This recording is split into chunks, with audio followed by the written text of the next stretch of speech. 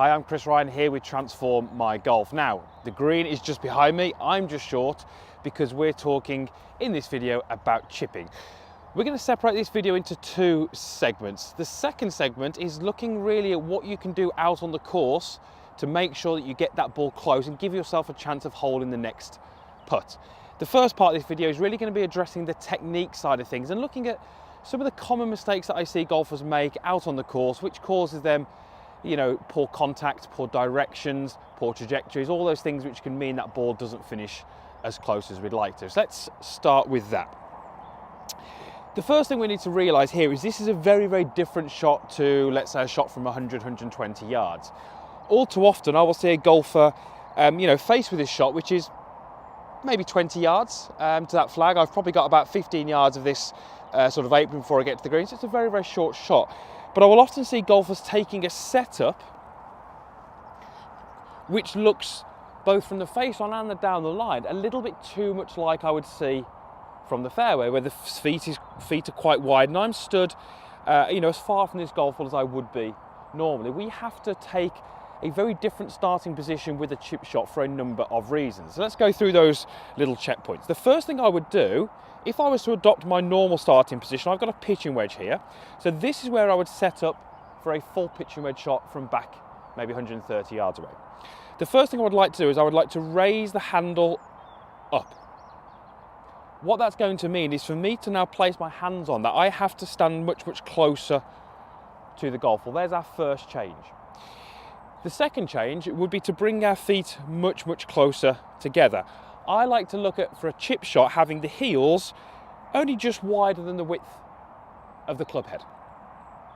So straight away, if you were to see me on the golf course, hopefully you would sort of recognize I'm hitting a very, very different shot. I look like I'm hitting a shot from very, very close to the green. And that's kind of what we want to try and do as our first little checkpoint.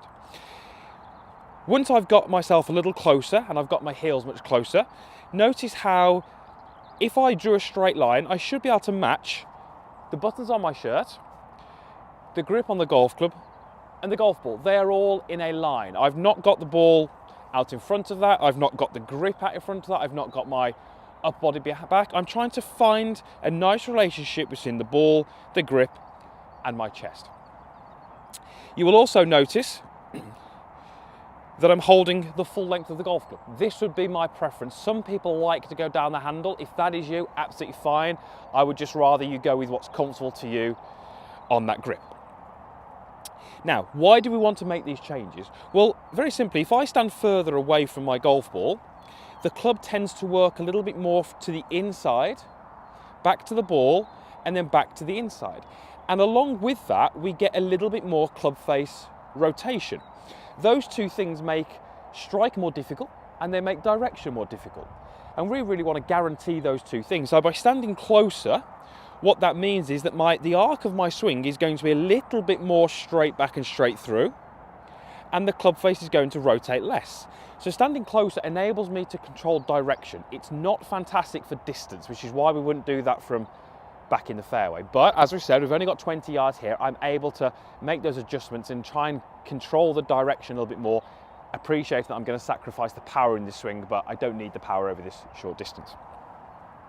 So once we've got our starting position, the final thing to note here would be I'm trying to get my shoulders relatively level. I appreciate they're not level, my lead shoulder is higher, but I just don't want too much angle in those shoulders. I'm trying to get my shoulders a little closer to level. In order to do that, notice how my elbows have actually got a little bit of flex. They're not completely bent, but I'm certainly not trying to lock them straight. Again, all too often on the golf course, I see golfers with loads of tension through the arms. As soon as we straighten these arms, we often see the shoulders raise up. We get a lot of tension through the upper part of the body. Not very good when we're looking to hit a nice controlled finesse shot to a flag that's fairly close to us. So once we've got our starting position nicely controlled, we can then start to look at how we actually move the club through this motion. The easiest way for me to move the golf club, if I had to move the club head a foot back and a foot through, the easiest way would be for me to do that with my wrists. And very often this is what we see golfers incorrectly doing when they're chipping. Because it's a very short distance, a lot of the movement in the club head just comes from the wrists. We want to try and resist against that, and we want to feel that the movement comes from your core. That's your midsection, and your hips. So for me to control that golf club, I want you to pay attention to the rotation of my torso and the rotation of my hips. Those are what's going to control the pace and the length of the stroke. So notice how I'm not really using much wrist action at all. I'm letting my body rotate through. So even if I was looking to land this ball, you know, some 15 yards and let it release the rest, notice how when I finish, I'm almost rotated fully towards that target.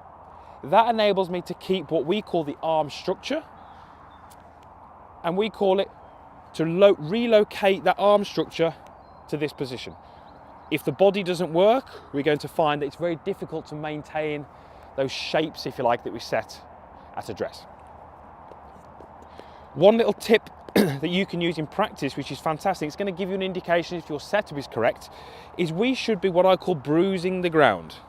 We should never really be digging the club into the ground. Now, today it is winter, the ground is very soft, so any contact I make with the ground, we're probably going to see, you know, a little bit of a mark there. But what we do not want is any setups or any techniques which would create a very aggressive strike into the ground. This is a very, very common fault I see.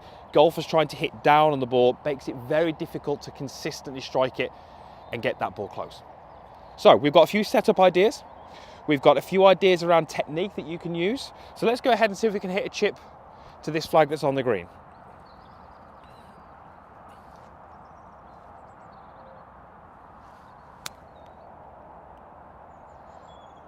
Okay, and it's just rolled a couple of feet past, but I would actually be pretty happy with that. I used my body well, the strike felt good, it went kind of how I visualized it was going to go. I wouldn't have been happy with that result. So let's make sure we make some adjustments in our setup, standing a little closer, raising the handle up, bring the feet in, get a nice neutral setup, and then ensure that we're using the body to control the golf club rather than the hands. Right, let's take a look at some of the things that you can do in practice or out on the course, which are going to help you get that ball closer and up and down this shot more often. So we have got ourselves a fantastic setup and a fantastic technique. We're striking those chips nice and cleanly, and we're getting some good feedback during practice. Unfortunately, that does not mean you'll chip the ball close to the hole out on the golf course. There are some other things that we need to consider. Let me explain. So I've got my pitching wedge here, and I want you to just use your imagination for a moment and imagine that I have got the most effective chipping technique out there. My strike is perfect, my setup is perfect. I couldn't really improve my technique. Let's say I'm faced with this shot out on the golf course where I've got this fringe grass and I've got the flag out onto the green. What I really need to do is I need to visualize that shot in terms of how high it's going to go, where it's going to land, how much roll it's going to have, etc., etc. So let's say I walk up to this shot, I survey it, I look at the lie, and I decide that I want my ball to land halfway and then roll the rest. So let's go ahead and hit that shot.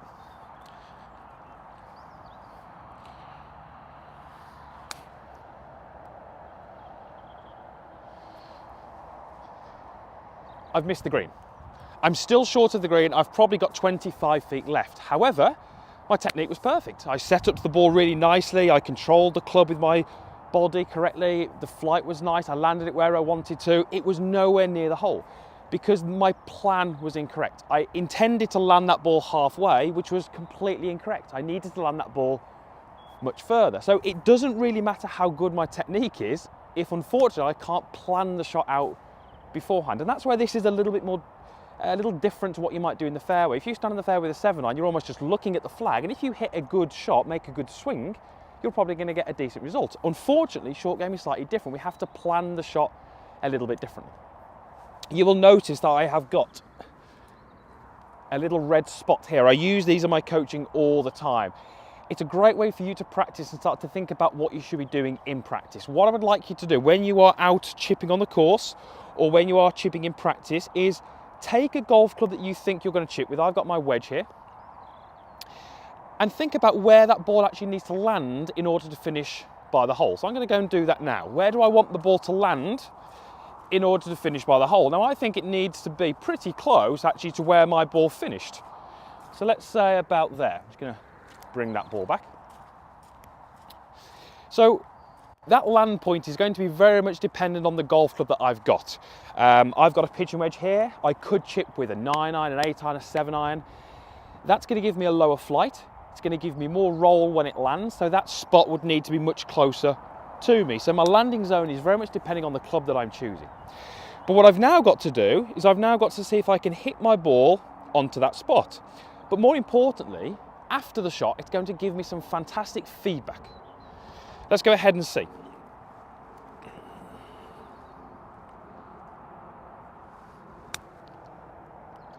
Okay, landed just short of my spot, and it's finished about a foot to the right of the target. So pretty good. So my spot was maybe about a foot too far onto the green. It needed to be a little bit further back. But what it allows me to do, it allows me to assess the shot that I hit. So if I'd have landed that on my spot and my ball had have gone too far, that tells me that my landing zone that I chose was incorrect. It doesn't tell me that my technique was poor, because my technique was good, but it shows that my landing spot was incorrect. It may well be that I landed short of my spot and it's short of the flag. So that tells me that actually my spot was good, my intention was correct, but my execution wasn't maybe as good as it could have been.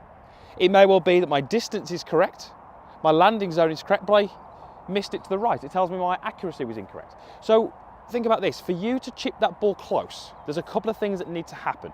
You need to have struck the ball well, you need to have made good contact. You need to have pretty good direction, you need to hit the ball in the direction that you choose. You need to have chosen a correct landing zone, which I did, and then finally you need to be able to hit that landing zone. When I practice like this, it allows me to assess those 4 different areas. I can tell each time I hit a shot, what was my strike like? What was my landing zone like? Was I able to hit my landing zone? Was my direction correct? Once I have that information, I practice a little bit, you're going to be armed with the information that you need to practice better. So if I was to do this 10 or 15 times, I will be able to communicate to you that, okay, I'm actually hitting my landing zone most of the time, but I'm not choosing the correct landing zone. I keep choosing a landing zone which is too close to me, or maybe it's too far away from me. Or you might find that actually you choose the right landing zone, but you struggle to hit it. This allows us then to focus our practice a little bit more efficiently. I'm sure many of you have got jobs, you've got commitments, you've got family, you don't have 3, 4, 5 hours a day to practice. If you've got half an hour, it's great if we can make that half hour more specific to your game and practice on the things that are going to make you better out on the golf course. This little exercise where you're choosing a landing zone, you're choosing a club, you're hitting to that landing zone. They're great little exercises to help you establish how you're going to be a better chipper. So think about your short game in 2 areas. Working on technique is definitely going to help you execute the shot better. But once you can do that, unfortunately, we're not done. We need to then plan the shot better out on the golf course. Think about your landing zones, your flights, your trajectories, your rollouts, your breaks, all these kind of things. If we can come at this from 2 angles, we can approach the shot better and our technique is better. I guarantee you'll get up and down more often from these situations and you will lower your scores out on the course. Thank you very, very much for watching. I really, really hope there was some information in there which can help you.